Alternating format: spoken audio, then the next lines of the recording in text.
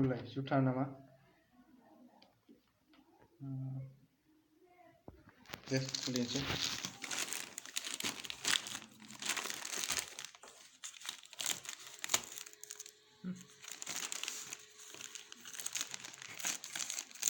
माबायदि सफैदों नायनायसै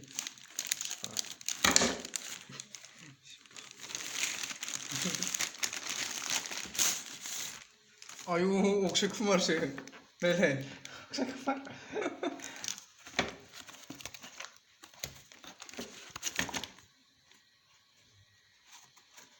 कैसा लगा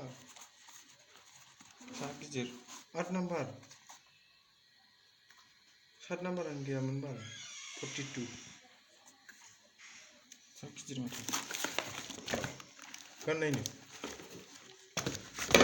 नांला दा मालाबा गाननायनानै खेबनोसै गिदिरथार ना